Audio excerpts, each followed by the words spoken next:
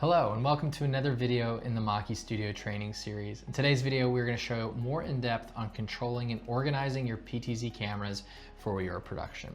So without further ado, we'll go and hop in to where we left off from the last video. So if you do have any questions on the last video of how we brought in all these NDI sources, feel free to reference that. But this is kind of what we have with 3 PTZ cameras and an NDI video feed, and this is kind of our main production. So what we're gonna do first, and what I like to do, if I'm gonna do a show, I will put everything into my favorites tab. So this is kind of where you can have everything as the home base, especially for when you're referencing control on the control surface. Because as you flip through each tab, you'll notice the highlight buttons on these will change as you go through different tabs. So these are now unilluminated.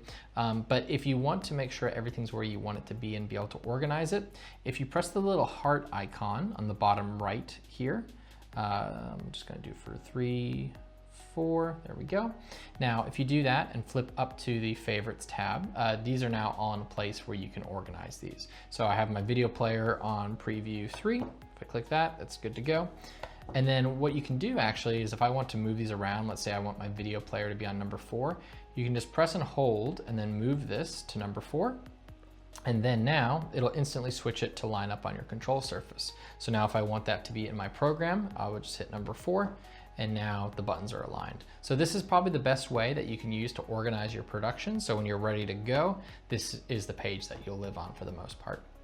So the next thing I want to show is how we can also control our cameras. So if I flip over to here, we'll do camera 3. Yeah, that looks good.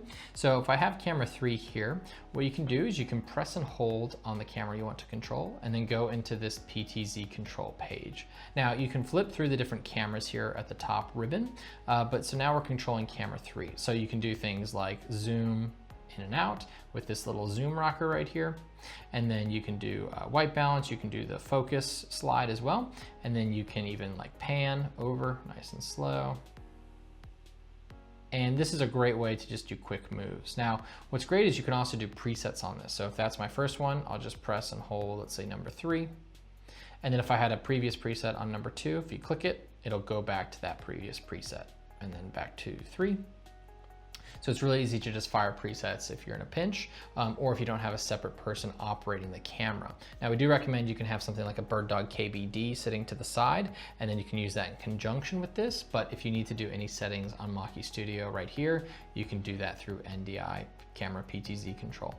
Now, probably my favorite thing is that if you hit this little home icon above the zoom rocker, this will actually take you into the web UI of the camera that you've selected. So this is the camera on my top left, and if I scroll down here to camera control, you'll see this is a video feed, and you can either play it in full screen as it goes, or you can control the camera settings. So if I scroll down here and I go to image, I can actually control the image settings on this camera that's in my preview.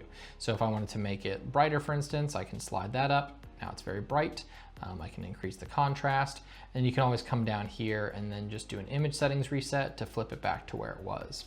So this makes it super easy to control the settings on the fly, just right in the Studio app, and not need a separate web browser or software running it. You can do it all within MAKI Studio, which is a really nice feature to have. So that's pretty much most of the basics of how the PTZ control works within MAKI Studio. So it's very easy to be able to just quickly control things right on the iPad, or with NDI, the beauty is you can always use other devices, other keyboards, other computers to control your devices, but MAKI Studio makes it easy if you're in a pinch to be able to just control everything right on the iPad surface. So hopefully this video helps you guys, and I hope you have a good day.